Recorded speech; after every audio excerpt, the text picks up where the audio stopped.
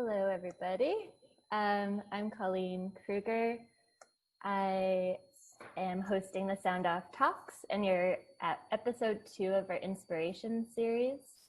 Sound Off Talks is presented by Music Calgary, and we'd like to acknowledge the projects funded in part with Factor, the Government of Canada, and Canada Radio Broadcasters. I'd also like to take a moment to recognize that Music Calgary is part of the regional Treaty 7 region of Southern Alberta. Today, we'll be talking with a very close friend of mine, Sellars, who's joining us from her patio mansion in LA, or Venice, California. Mar's an artist manager and a radio broadcaster, host, and is probably one of the biggest Canadian music indie fans I know. So yeah, if we can get you to introduce yourself and tell us a bit about yourself, that would be awesome. Hi there. It's to you. You can hear me, right? We can hear you. Okay, great. Hi, I'm Mar. I don't usually live in Venice, California. I'm house sitting right now. I would love to say that this was my beautiful house, but I live in Toronto normally. Originally from Vancouver, lived in the UK for 8 years and then Germany for a bit. And I manage wonderful Canadian bands, Goodbye Honolulu, Partner, Tallies, and I just took on a new client. So this is an exclusive. You're hearing it first here, called Full Blood, based out of Toronto. I have a radio show in Toronto, and I've worked in radio music for a really long time. I'm not going to put a year on it anymore because it makes me sound old. I just want to say I started real young. Yeah. Well, yeah, prior to going live, you were saying you started in music at the age of 5. Well, so you asked me your aha moment. You asked me what my aha moment was that I wanted to be in music. I just loved music as a small child. Like my first cassette that wasn't, Raffi or Fred Penner was Thriller by Michael Jackson. I feel like it's probably a lot of kids. But when I was in elementary school, like probably around grade 1, my 2 best friends and I were obsessed with the mini pops. I don't know if anyone out there remembers this. They were this British phenomenon made in the 80s where they got like young kids, like 5 to 10-year-olds, to dress up as pop stars and cover their songs. So like Madness, Adam and the Ants, like all these cool 80s bands, Bananarama. And they made a TV show, which was on Channel 4, but it didn't go over very well in the UK. It seemed they thought it was like pedophilia, like dressing up like kids, like rock stars. But in Canada, we never had the TV show. We just had the records, and they went like platinum in Canada. It was on KTEL Records, and they used to do like mall appearances across Canada and stuff. And anyway, my 2 best friends and I were obsessed with the mini pops. We were in their fan club. We wrote away and asked to join the mini pops. And we formed our first band, which just consisted of us putting on a mini pops record on my parents' hi-fi. And then I had my first Sony boom box. It actually said that on it. And we would sing into it and pretend to be rock stars. And from like 6 years old, I was like, I want to be a rock star. That's amazing. That's a great first story. I think by the time I became a teenager, I kind of realized like that probably wasn't going to happen, and I should just like look into other things that I could work with music and make money, but maybe not be the rock star. Okay, that's fair. So at 5, you wanted to be a rock star. And then what was the shift into like maybe not wanting to be a rock star? How did you get started in like working in music? That's like fast forwarding maybe a little. Let's fast forward to high school. Okay. I know, I was real young. All of everything's That's really amazing. Young. Yeah, no, amazing. Well, I went to this alternative high school in Vancouver, and it was really small, like 100 people for all 5 grades, because it went from grade 8 to grade 12. And when I was in grade 8, there was 3 women in grade 11, and they got a radio show on the college radio station in Vancouver, CIUT, out at UBC, home of Nardwar.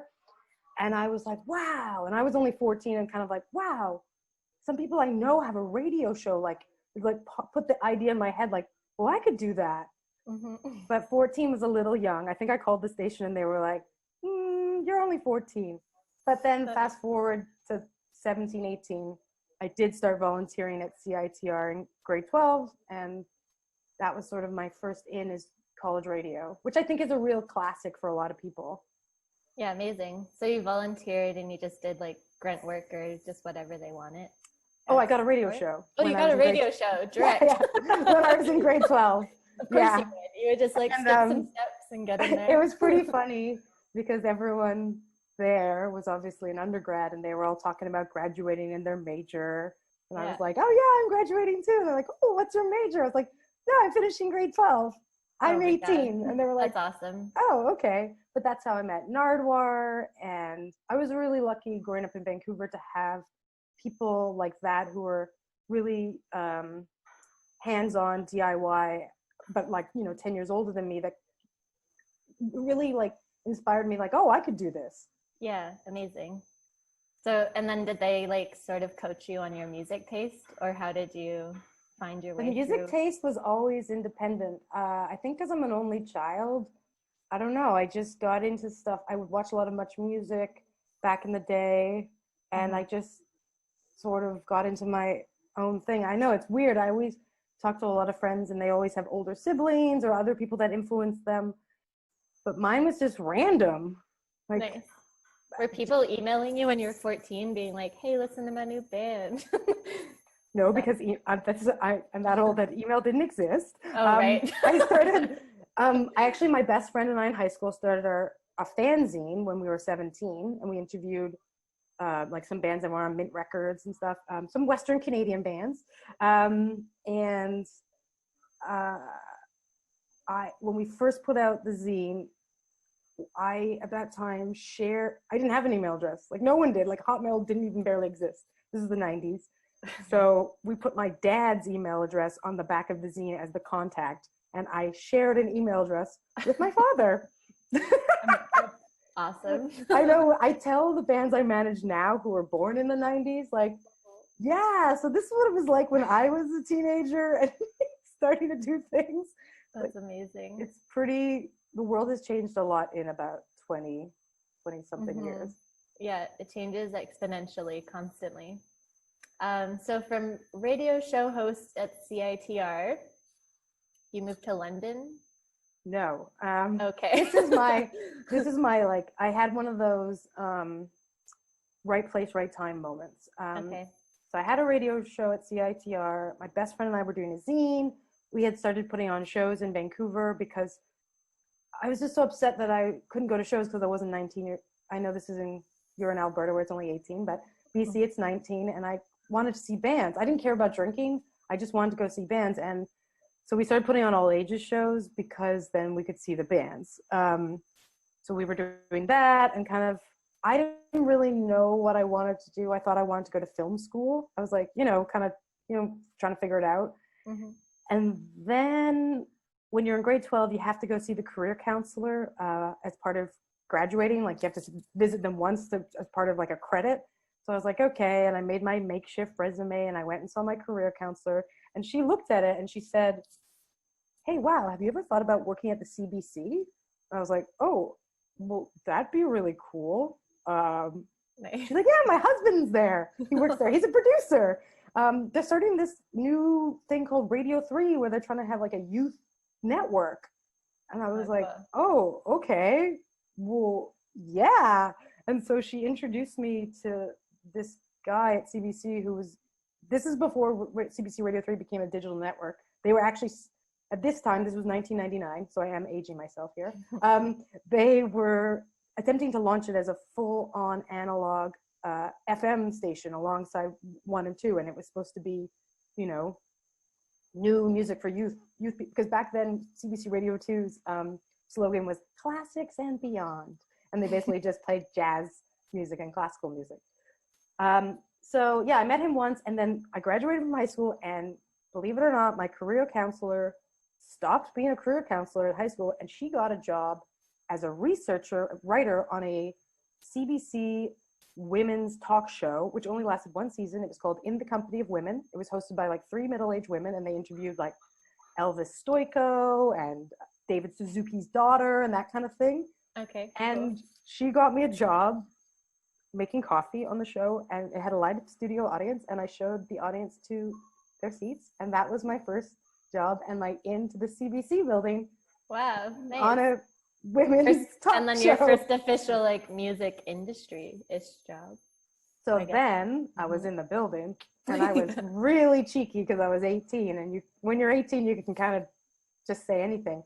And I ran into that guy that was like the head of starting CBC Radio 3, and I was like, my contract's up in like 2 months, and if you don't give me a job, I'm just moving into this building.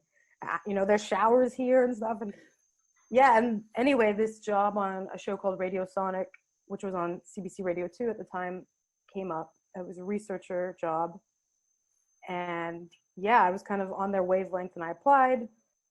And they gave it to me even though I was like not even legal drinking age. I think they were just like, this girl is 18. She's super, cheeky and kind of a go-getter. Let's give her a chance. It was only 3 days a week. I basically did research and filing, because this was 1999 where people still mailed in bios. And then we had a huge filing cabinet system where I would sort all the band bios.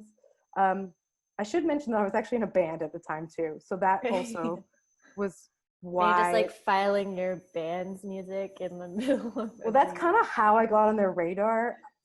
Okay, amazing. Someone had sent, we were putting out a single on Mint Records, and Mint Records had sent our, CDR and a press photo to Radio Sonic, and I'd heard through the grapevine that it was up in their office. So one day on my lunch break from the TV show, I strolled into a meeting. It's like 5 40-year-old men sitting there, and I'm just like, hi, I'm Mar. I'm in the Riff Randalls. I hear you have a photo of my band on your wall. Oh, there it is. And they were like, who is this girl? And I was just like, oh yeah, hey. And they were like, okay.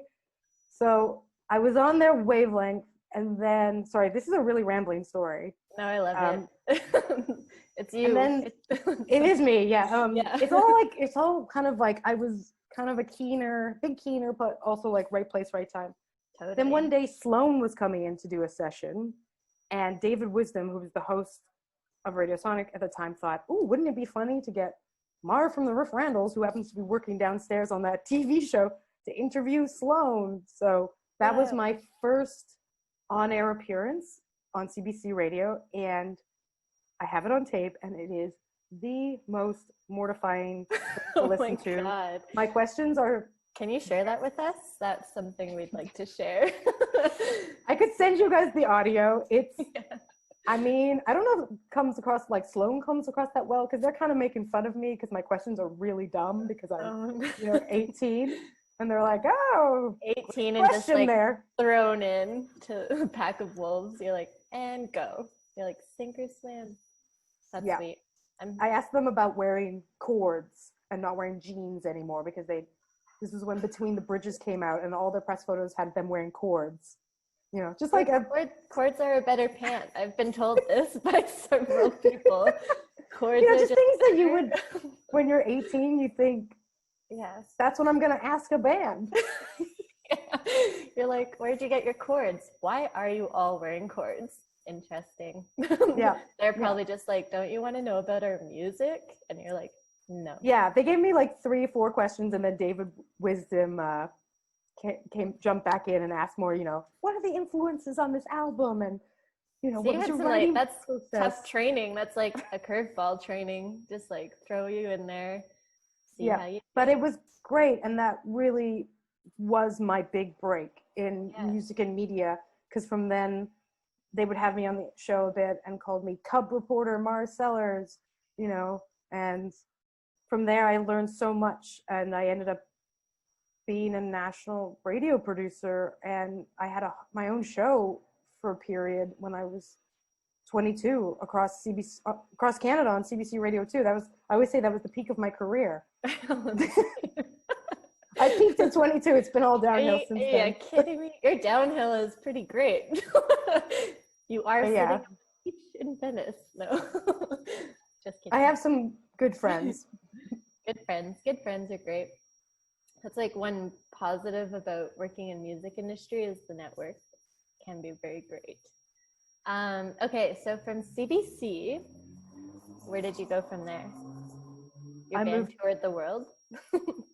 No, we toured Canada and the States a little bit, but then no, I focused more on my career and wasn't really a touring musician for a while. And then I moved to the UK because I had just been living, I was born in downtown Vancouver. I grew up in the city, and I kind of just felt like, okay, I've worked at the CBC on a national radio show. I've been in an indie band that's toured Canada. Like, where do I go from here in Vancouver? And I was kind of didn't see anywhere else to go. And I really wanted to try new things. And so I moved to London, England, which is crazy. I quit CBC.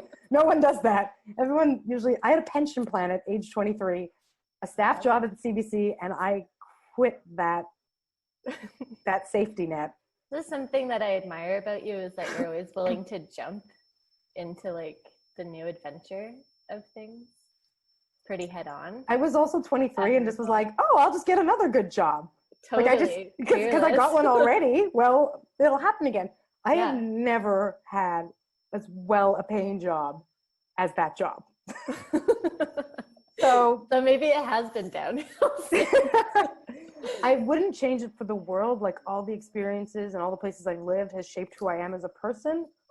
But the one thing I would change is I probably would now look to jump from that job to another more secure job, rather than just being like, just gonna wing it.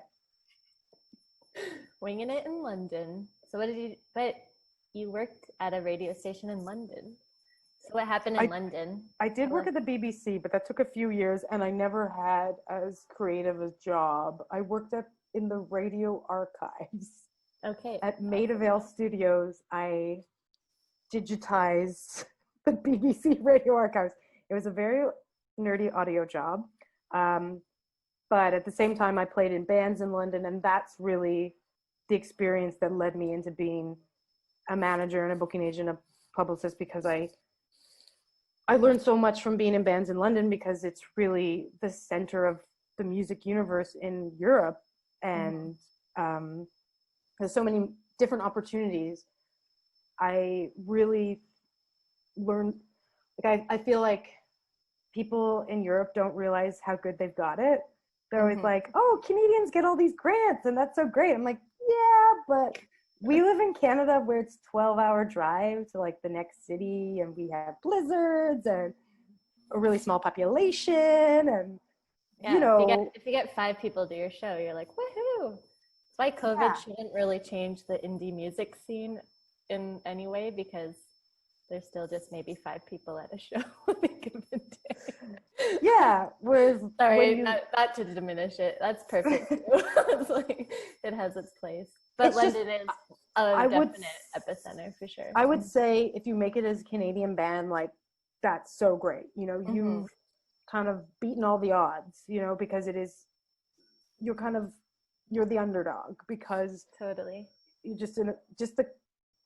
the landscape, I mean, geographically of our country, and the small population and the weather makes it so much more difficult.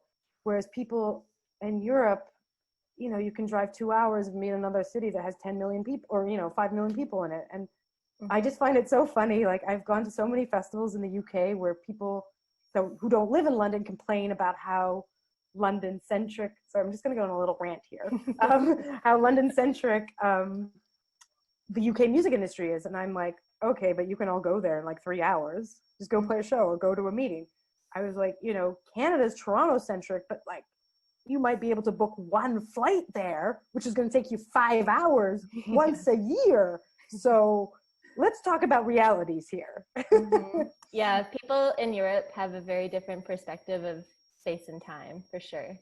Yeah. But also, like, I do find I've been on tour in UK, and it's like 3 hours does take longer driving. Like, it's just way more traffic. It's like a lot more congested. So I can see where the frustrations can That's come from. totally fair. Yeah. But they have a great train system. Yeah. And yeah, it takes about an hour to get out of London if you're driving a car. Last summer I drove with Richie, or Rich Guy, from Tin Angel, from Wales to Poland. Yes.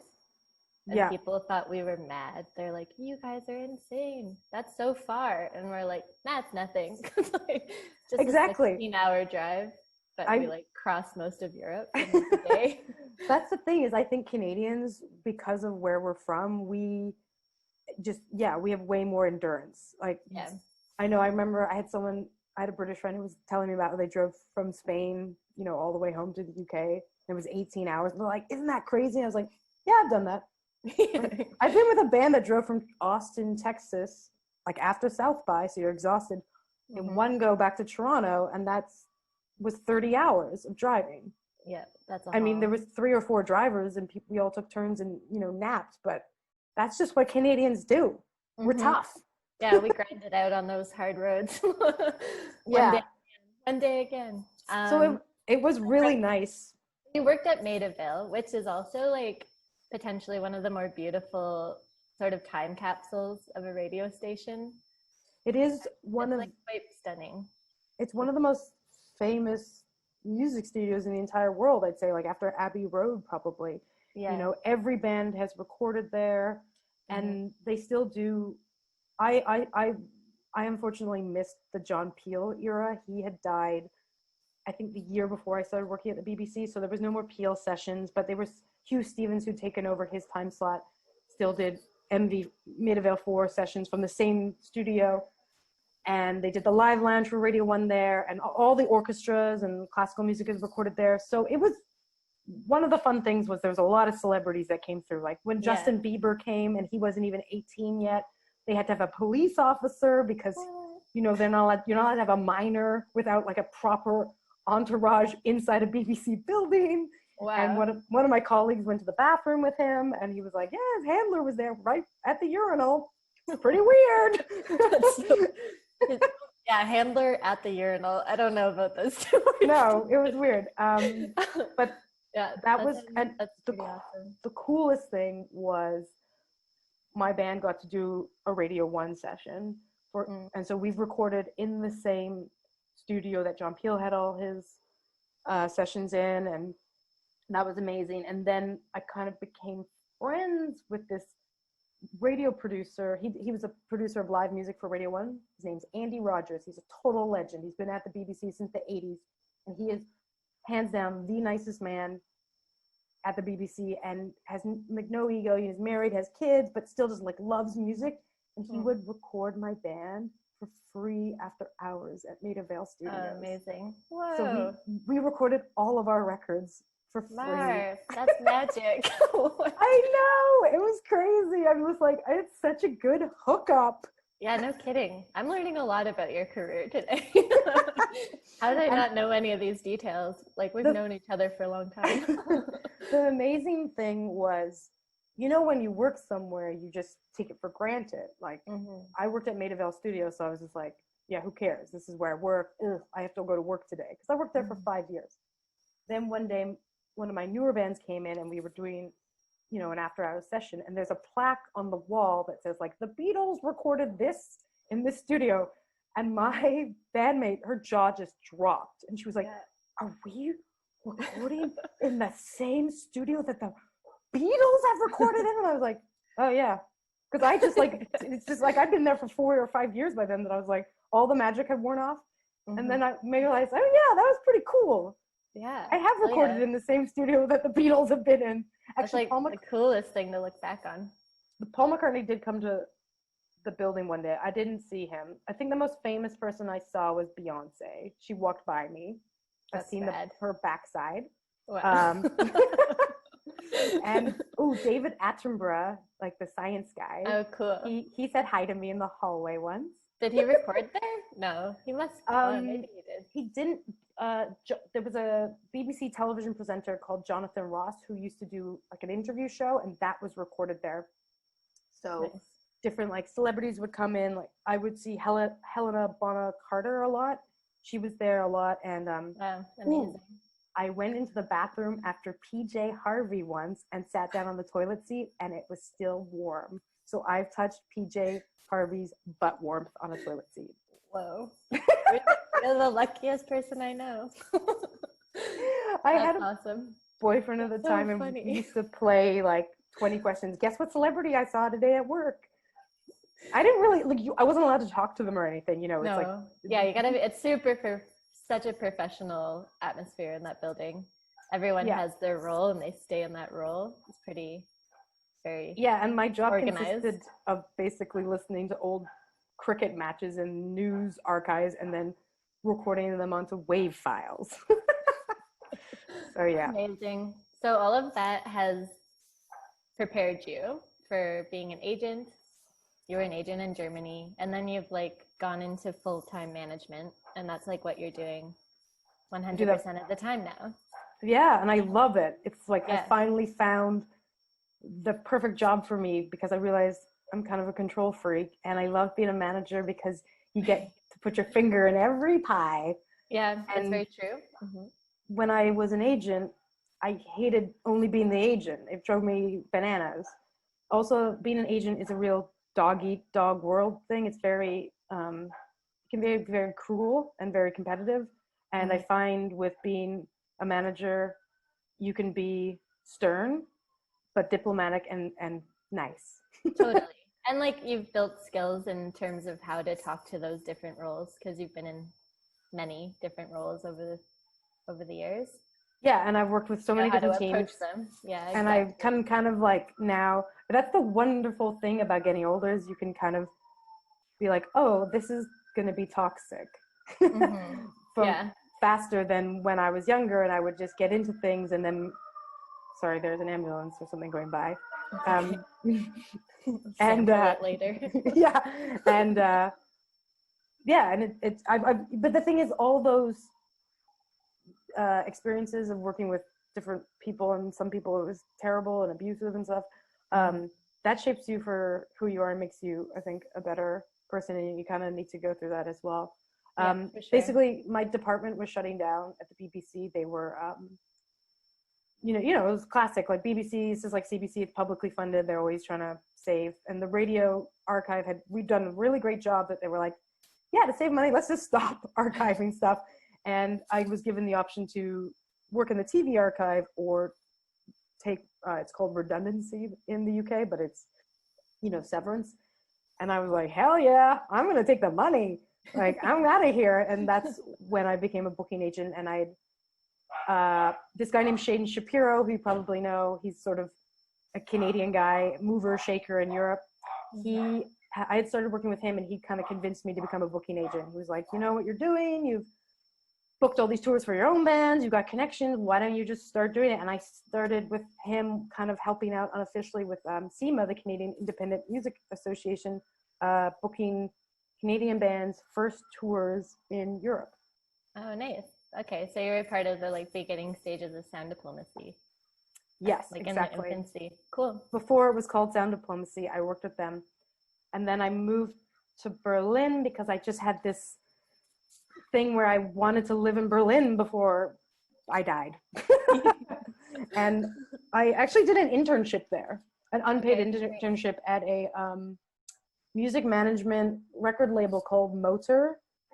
It's German. And they used to have a radio station, but now the station is called Flux FM, but it used to be owned by Motor as well. And it's kind of the coolest sort of for English speaking bands. I mean, they have German presenters, but they play a lot of like British indie or American, you know, stuff that we would listen to, Canadian bands probably too. So that's kind of why I interned there. And it was just a good in to learn the German market. Yeah, no the kidding. GSA, German, Switzerland, and Austria, the German speaking market. Yeah. Yeah, and very much in Europe, like all the countries are sort of in their own markets. Like you really need to know them all individually, or just have the right people to tie them all together. And my kind of job was really helping them market to an English speaking world because it's just so different. And the way English speaking people communicate and Germans or other Europeans communicate is very different, as you probably have had lots of experience. Europeans are much more blunt.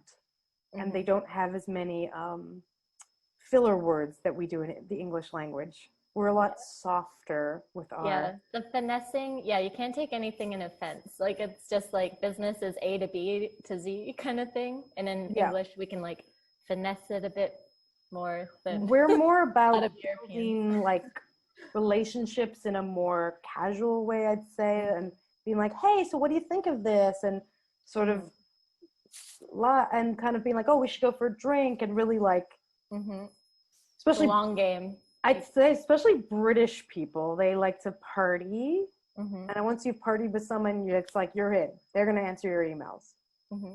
Whereas continental Europeans are more business, like they're like, yes, no. But I appreciate that too when people are very direct. You're like, sweet, we know where we stand, and we can just sort of move on. It's kind of great, actually. Yeah, I agree. But it's just knowing how to communicate those different worlds and how to make it work together. And I think that's anyone who's going to work in Europe and the UK kind of needs to know how to change their communication style with who's on the receiving end. Oh, 100%.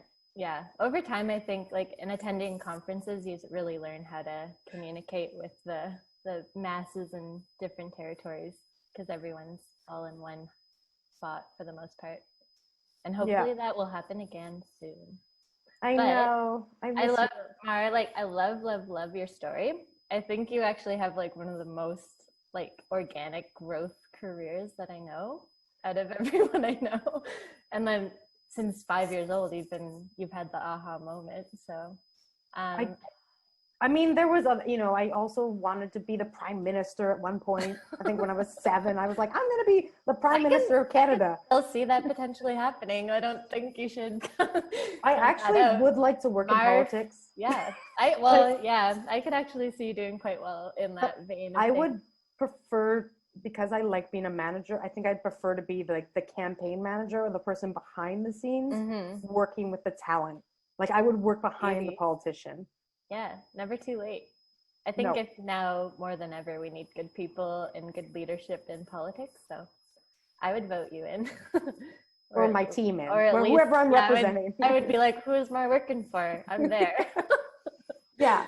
I don't even ask questions. I just like Mar. But sorry, go ahead. I was just going to say, my journey is quite different because I never went to post-secondary education. I have a high school diploma, and sometimes it's been frustrating for me because a lot of jobs are like, oh, you need to have a university degree to apply for this. And I'm like, but I have like 20 years experience. Like I used to, but I try to not let it stop me. And I learned so much on hands-on, and that's, I've realized, is my learning style, is doing. Oh, yeah.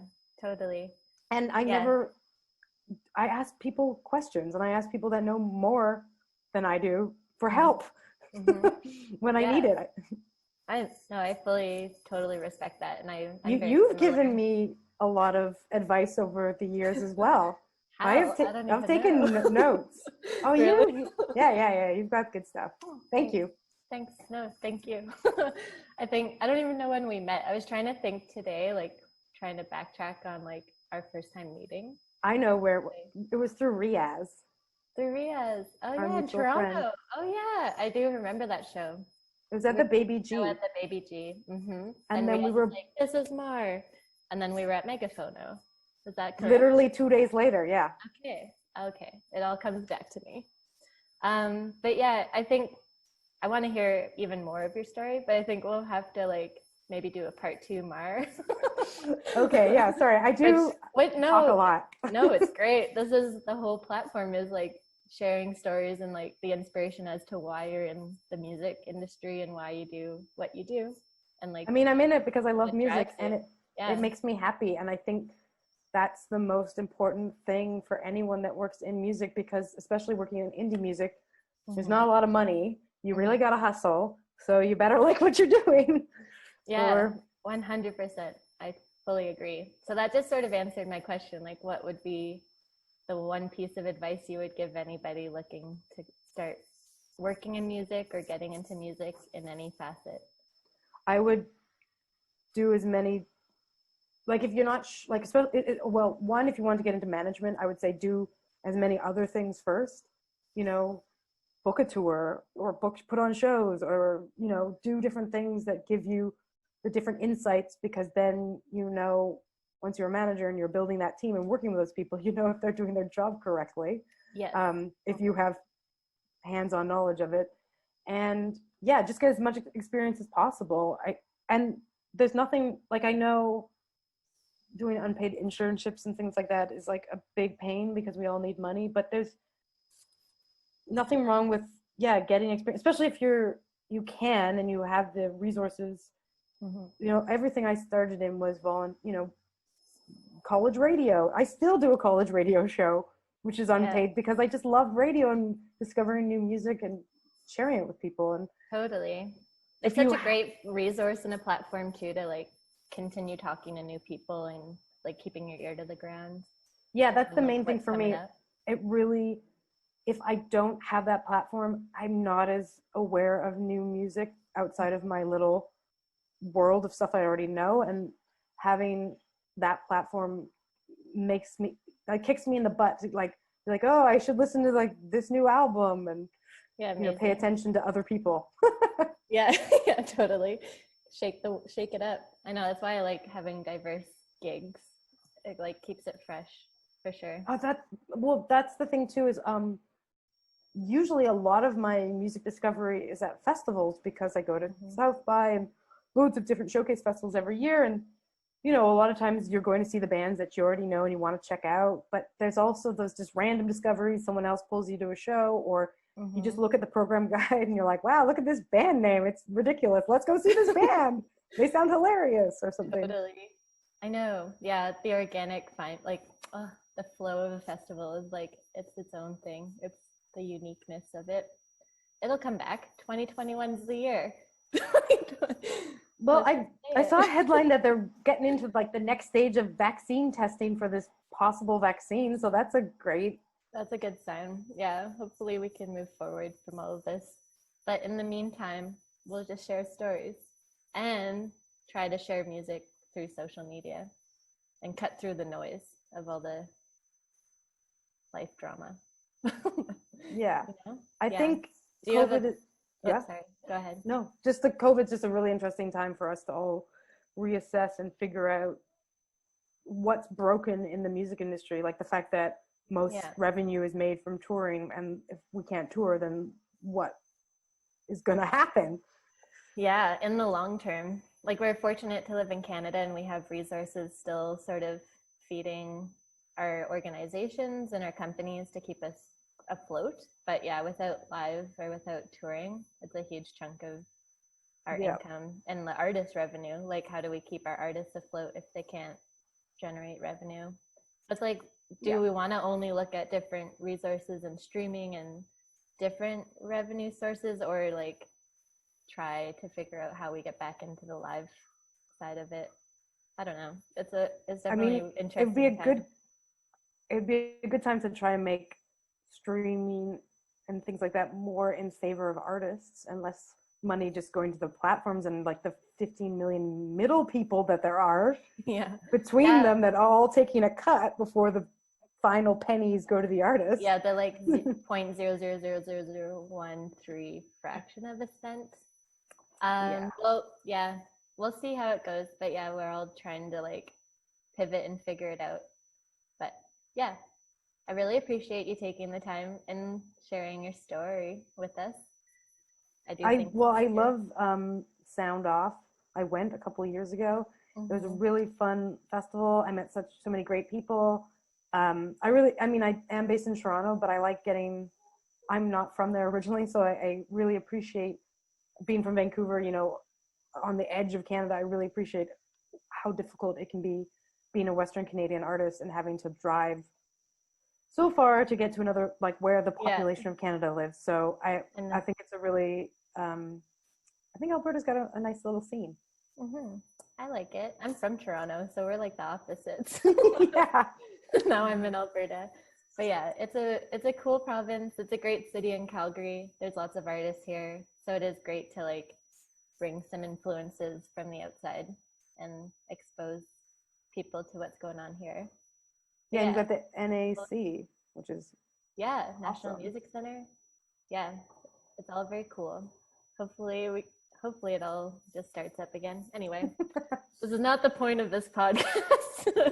Not to harp on what is happening, but just more like the why stories. So I think you've nailed it in terms of sharing your story. So thanks so much for having me and letting me rant and tell weird stories from the 90s.